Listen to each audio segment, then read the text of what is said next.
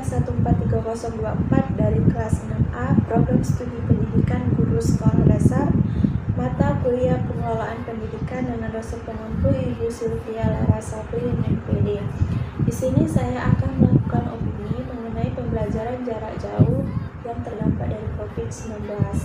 Nah, setiap orang tua pasti menginginkan yang terbaik untuk anaknya, terutama dalam pendidikan. Berdasarkan sumber dari Liputan 6, menurut UNESCO, penutupan sekolah akibat COVID-19 berdampak pada 290 juta peserta didik atau pelajar di dunia yang terkena dampak dari wabah penyakit COVID-19 yang menggemparkan dunia. Salah satunya yaitu negara kita, negara Indonesia.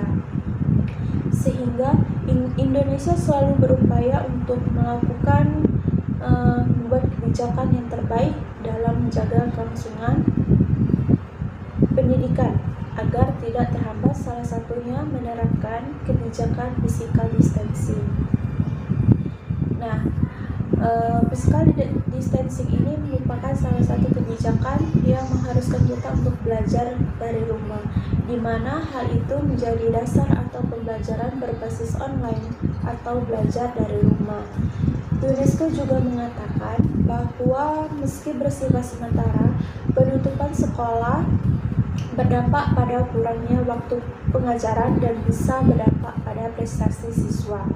Selain itu, kerugian lainnya akan muncul rasa tidak nyaman pada keluarga serta turunnya produktivitas ekonomi karena orang tua harus mengurus anaknya di rumah, membantu anaknya untuk belajar di rumah sambil bekerja. Maka dari itu, UNESCO mendukung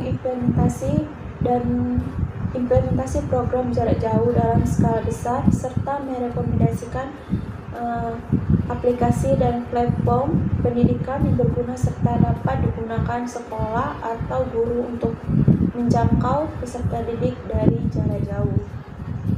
Nah, di sini menurut saya Indonesia itu belum sepenuhnya dapat melaksanakan pembelajaran online dari jarak jauh ini serentak di seluruh dunia karena masih terdapat tantangan-tantangan yang harus segera dicarikan solusinya, yaitu yang pertama, terbatasnya sarana teknologi. Hal ini menjadikan ketimpangan antara pelajar di desa dan pelajar di kota. Yang kedua, terbatasnya kemampuan dalam melaksanakan aplikasi pembelajaran yang menyebabkan kejenuhan dalam belajar. Yang ketiga, keterbatasan jaringan internet di daerah atau di beberapa daerah.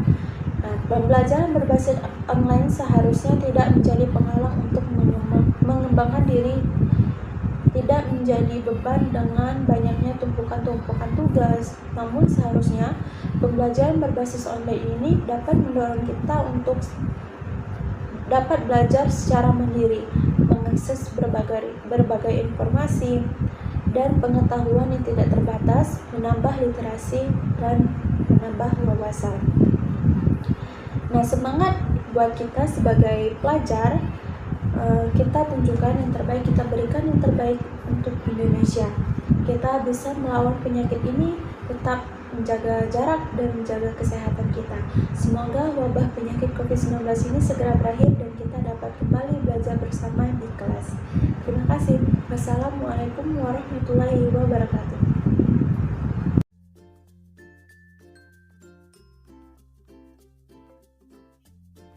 Assalamualaikum warahmatullahi wabarakatuh. Baiklah, di sini saya akan menjelaskan opini pendidikan di Indonesia tentang bantuan dana untuk sekolah di daerah 3T, terluar, tertinggal, dan terpencil. Seperti apa sih keadaan pendidikan di dusun terpencil? Berikut ini gambarannya berdasarkan sumber Kompas TV pada tanggal 27 Agustus 2020. Ulasannya sebagai berikut. Para siswa SD Negeri Gela Kabupaten Sika membutuhkan perhatian lebih dari pemerintah. Pasalnya sekolah yang terletak di sebuah dusun terpencil ini terpaksa harus melakukan kegiatan belajar mengajar di teras kelas. Teras dipakai sebagai ruang kelas lantaran ketiadaan ruang kelas. Sekolah yang terletak di kaki Gunung Api Egon ini hanya memiliki 6 ruangan. di mana 5 ruangan dipakai sebagai ruang kelas dan 1 ruangan sebagai ruang guru. Jangankan kelas, perpustakaan saja tak dimiliki sekolah ini. Meski begitu, para siswa tetap bersemangat untuk bersekolah. Setiap hari mereka harus berjalan kaki hingga 2 km guna bisa belajar di sekolah. Di masa pandemi COVID-19 ini, ketika pemerintah aktif mengkampanyekan belajar daring, sekolah ini tak mampu melaksanakannya. Di wilayah ini belum ada jaringan telekomunikasi sama sekali. Karena itu pihak sekolah terpaksa tetap melakukan kegiatan di sekolah. Anak-anak belajar di teras karena tidak ada ruang belajar. Ruang belajar yang dipakai yang ada di sini ada berapa banyak? Ruang belajar di sini ada 6 rombel, tetapi 5 rombel itu belajar di dalam ruang kelas, 1 rombel belajar di luar karena 1 ruang itu dipakai untuk kantor dan ruang guru. Oh, berarti kekurangan ruang belajar, ruang kelas. Nah, terus ini kalau musim hujan bagaimana? Kalau musim hujan, anak-anak yang belajar di luar tidak bisa belajar karena hujan angin. Pagi juga mereka harus berteduh di bawah pohon karena panas matahari tembus langsung ke anak-anak. Jadi setelah panas mataharinya tidak, baru mereka masuk. Harapan saya kepada pemerintah supaya pemerintah segera membangunkan 1 ruang kelas supaya anak-anak aman belajar di dalam. Pihak sekolah pun berharap pemerintah bisa membuka mata melihat keadaan mereka dengan menyediakan fasilitas yang dibutuhkan.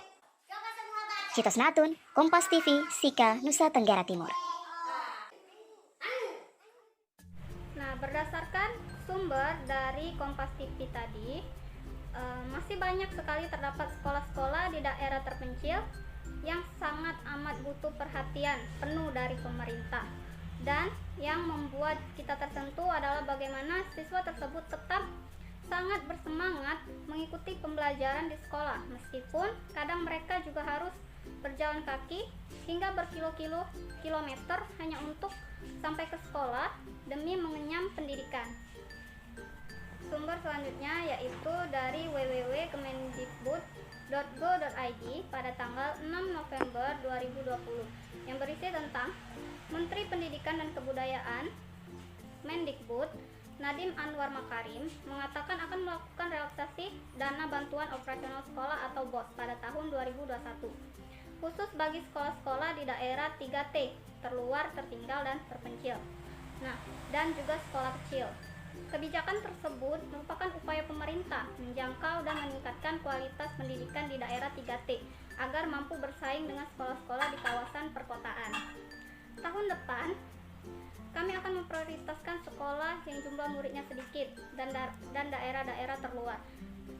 Karena kasihan sekali dengan dana BOS yang kecil, sekolah itu tidak menerima dana BOS yang banyak sekali. Padahal tentu ada biaya-biaya sekolah sekecil apapun itu pasti ada biaya minimumnya. Tutur Mendikbud saat diskusi dengan guru-guru di SD Negeri 15 Palu, Kamis 5 November 2020. Bagi sekolah yang sudah mapan dan besar, Kemendikbud memastikan tahun 2021 tidak akan ada penurunan dana BOS. Jadi, kita akan pastikan tidak ada dana BOS yang turun, tapi untuk teman-teman kita di sekolah-sekolah kecil, daerah terluar, tertinggal, dan terpencil akan meningkat secara drastis. Itu adalah namanya pro-afirmasi, pro rakyat yang membutuhkan. Itu yang sebenarnya, ujar Mendikbud. Pada kesempatan ini, Mendikbud juga menjelaskan kebebasan penggunaan dana BOS yang keputusan penggunaannya sepenuhnya berada di kepala sekolah. Jadi dana BOS sekarang bisa digunakan untuk guru honorer, bisa digunakan untuk membeli laptop, membeli pulsa, bahkan untuk membantu ekonomi guru-guru honorer. Jadi, mohon dimanfaatkan kemerdekaan kepala sekolah dalam mengelola dana BOS tentunya dengan pelaporan yang harus transparan. Selain dana BOS, Mendikbud juga memastikan tahun 2021 akan melanjutkan program digitalisasi sekolah. Namun untuk menunjang program pembelajaran ini, sekolah tidak akan diberi gawai atau tablet, melainkan laptop serta proyektor.